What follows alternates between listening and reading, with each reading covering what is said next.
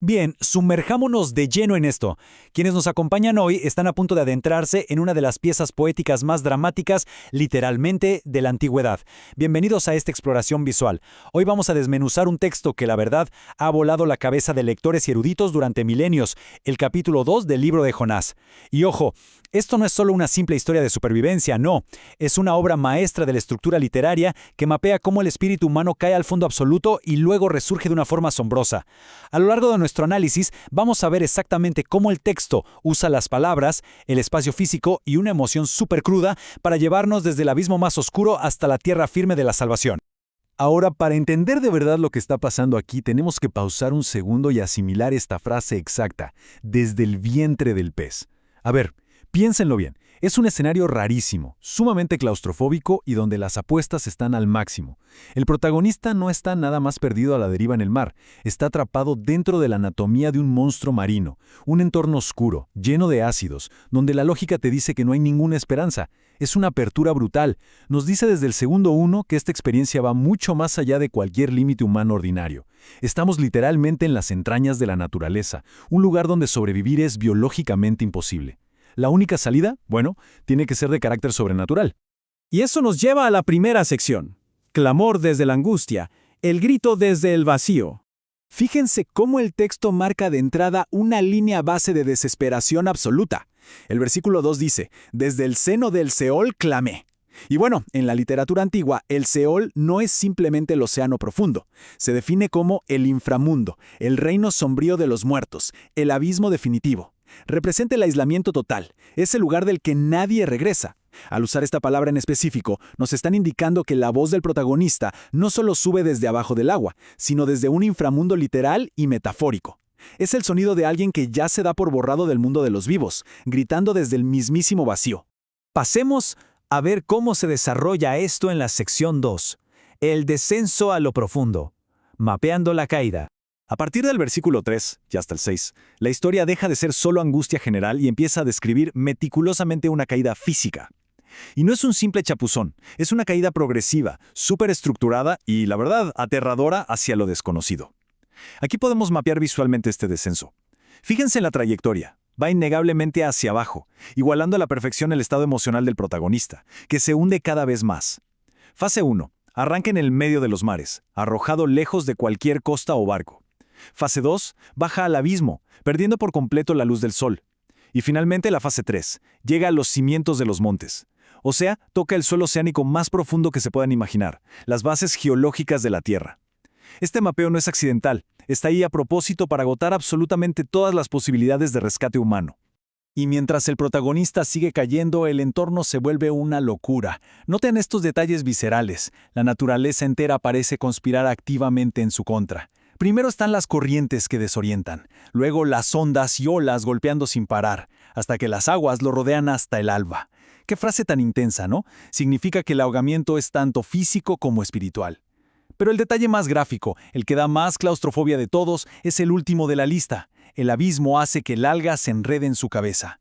Es una imagen táctil horriblemente asfixiante. No es solo la presión del agua y la oscuridad, es flora marina actuando como cuerdas que inmovilizan y sellan el destino de este náufrago. Lo cual nos aterriza en esta poderosa afirmación en el versículo 6.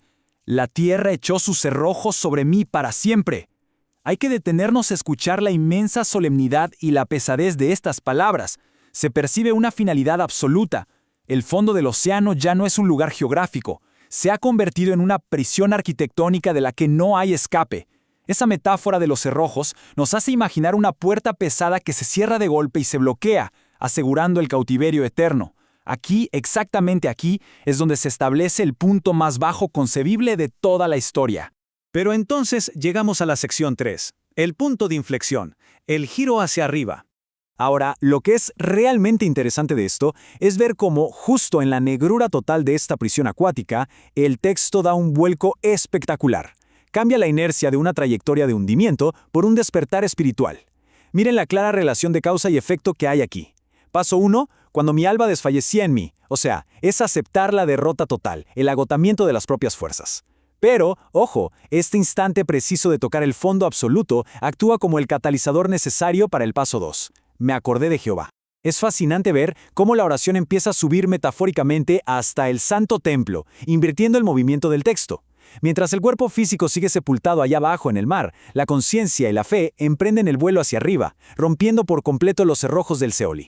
Y con esa misma energía subiendo pasamos a la sección 4, sacrificio, promesa y liberación, el ascenso hacia la salvación. Esta dinámica hacia arriba nos mete de lleno en la fase final de la estructura, y aquí la energía y el tempo poético se aceleran drásticamente para igualar un tono triunfal y rebosante de esperanza. Atrás quedaron las algas y los cerrojos, y esta comparación ilustra brillantemente la dicotomía central de los versículos 8 y 9. Del lado izquierdo vemos la denuncia a los que siguen vanidades ilusorias. Se nos enseña que apoyarse en ídolos o falsas seguridades hace que uno abandone su propia protección y misericordia. En agudo contraste, a la derecha, tenemos el camino de quien ha comprendido su dependencia total, una voz de alabanza y el compromiso de ofrecer sacrificios. Es esa fe inquebrantable, incluso desde adentro de una bestia marina, lo que finalmente conduce a la contundente declaración: la salvación es de Jehová.